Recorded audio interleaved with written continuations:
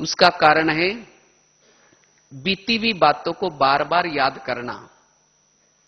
जो बीती हुई बातों को बार बार याद करता है उसके मन में नेगेटिव विचार जरूर चलते हैं।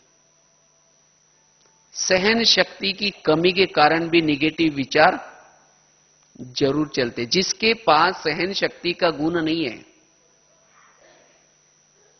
उसके मन में नेगेटिव विचार जरूर चलेंगे। जो ध्येय अभिमान में रहता है उसको भी नेगेटिव विचार जरूर चलेंगे। ध्येयाभिमान के कारण नेगेटिव विचार चलते हैं। कोई भी आत्मा जब उसकी बुद्धि कई झुकाव में है, लगाव में है, किसी में लटकी है, तो उसके मन में नेगेटिव विचार जरूर चलते हैं।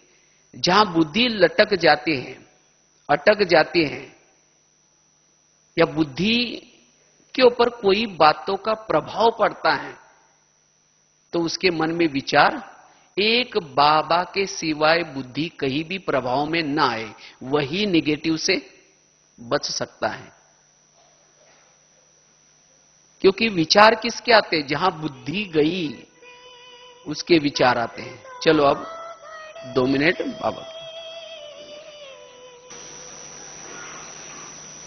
तो बात चल रही थी नेगेटिव विचार के क्या क्या कारण हैं।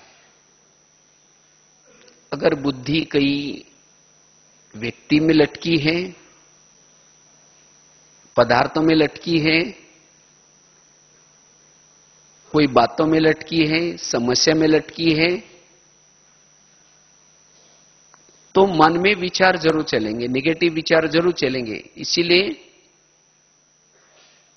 बुद्धि को एक बाबा के प्रभाव के सिवाय और बातों का प्रभाव न पड़े, तब हम मनजित बन सकते हैं।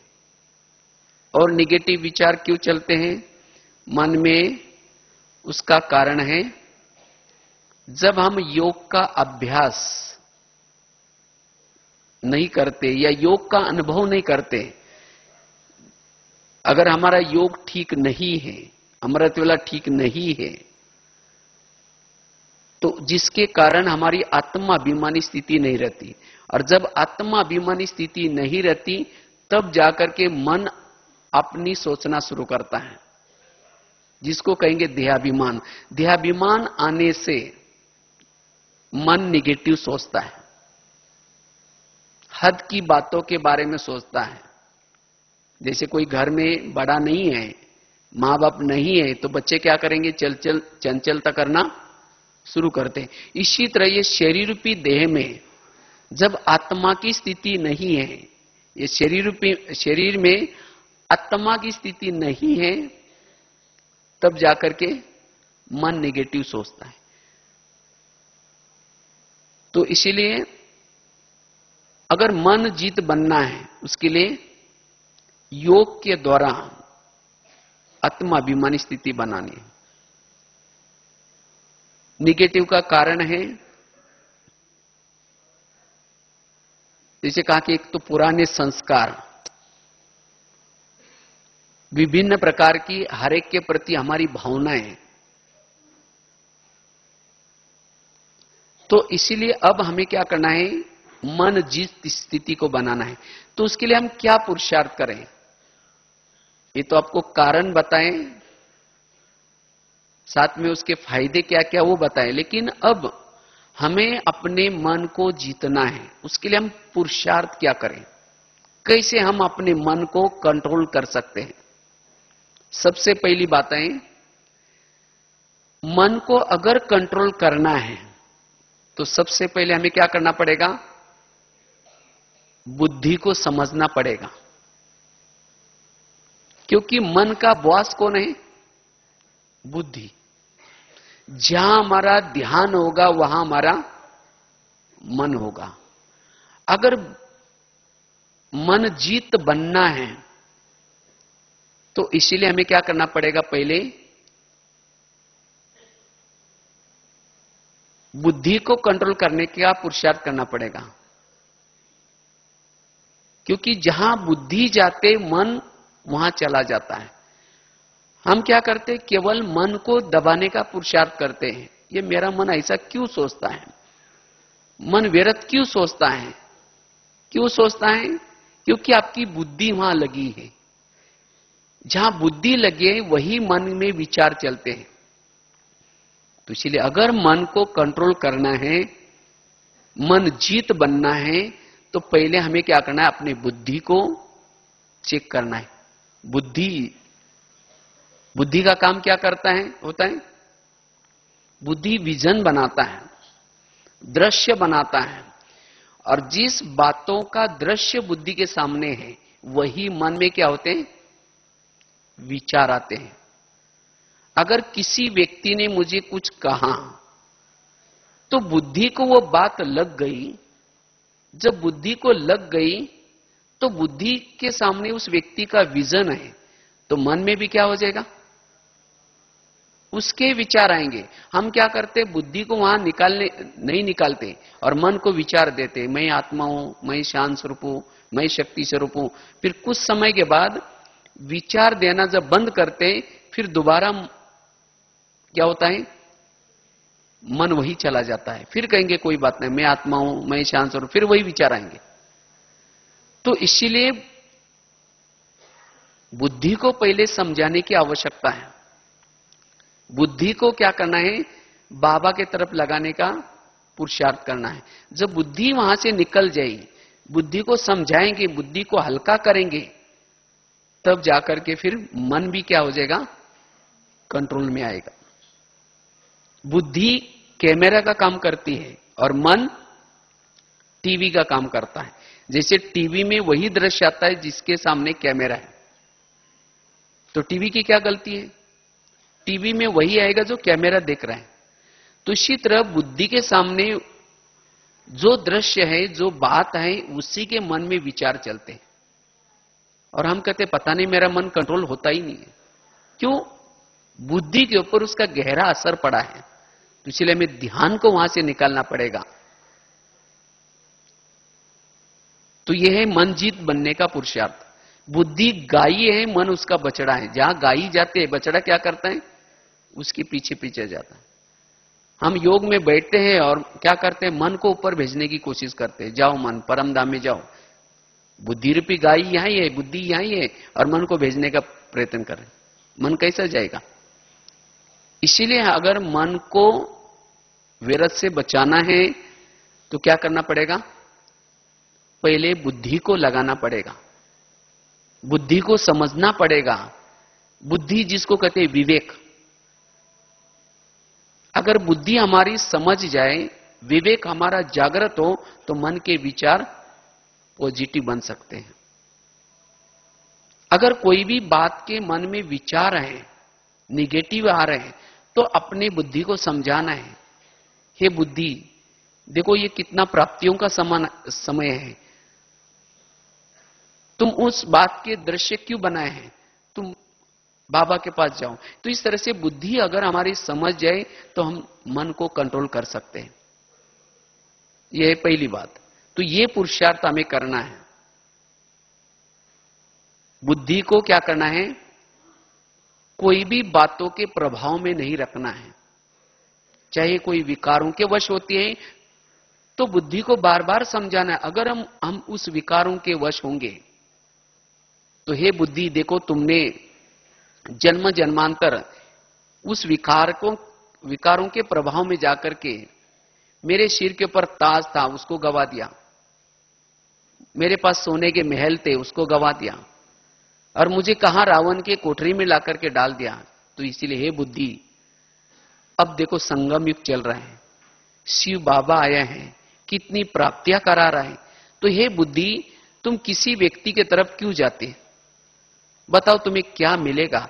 और मैंने तो तुम्हें योग्य समझा है, मैंने तुम्हें योग्य समझा और मैंने तुम्हें अपना मंत्री बनाया, और मैं तो समझा कि तुम मुझे अच्छाई की तरफ लेके जाएंगे, लेकिन मैंने तो तुम्हें अपना राज्य देकर के निश्चिंत हो गया और तुमने गलत निर्णय करके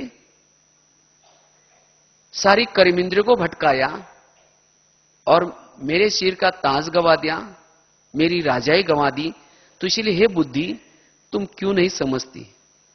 इसीलिए अब तो कम से कम एक बाबा के श्रीमत के बिना तुम कोई भी प्रकार का गलत निर्णय मत करना। तो इसी तरह हम कभी अंतर्मुखी होकर के अपने बुद्धि से बातें करेंगे तो हमारा विवेक जागृत होगा और बुद्धि समझ जाएगी सचमुच मैं राजा का मंत्री हूं और मंत्री होने के बावजूद भी मैं गलत निर्णय करता हूं, ये मैं राजा के साथ धोखा कर रहा हूं, इसीलिए मुझे ये नहीं करना चाहिए। अगर हमारा विवेक जागृत हो जाए, बुद्धि समझ जाए, तब फिर मन भी ऑटोमेटिकली क्या हो जाएगा? कंट्रोल हो जाएगा। जैसे ब्रह्मा बाबा ने क्या किया शुरू में, तो यही इन बातों का अभ्यास किया। रोज बाबा क्या करते थे? दरबार लगाते थे। तो आज हम अपने दिल पर हाथ रख करके पूछें क्या हमारे मन के ऊपर हमारा ध्यान है? ना हमारे मन पर ध्यान है, ना बुद्धि पर ध्यान है। और फिर जब हमारे से कुछ गलत कर्म हो जाता है तब हम जग जाते हैं, कहते ये मेरे से कैसा हो गया? क्योंकि मन और बुद्धि कई दिनों से वहां जा रही थी। जैसे आजकल के माँ बाप होते ना, तो माँ बाप को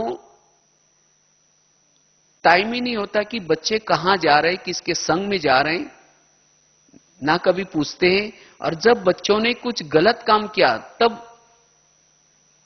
उनको लगता है कि बच्चों ने ऐसा काम क्यों किया। तो इसी तरह रोज हम अपने मन बुद्धि की चेकिंग करें।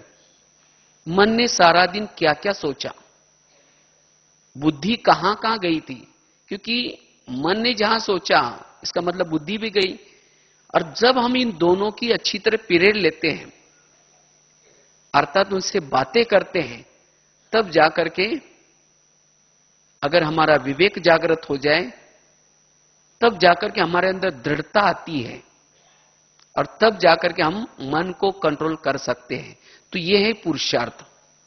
तो हम बीच बीच में अपने मन बुद्धि से क्या करें? चेकिंग करें।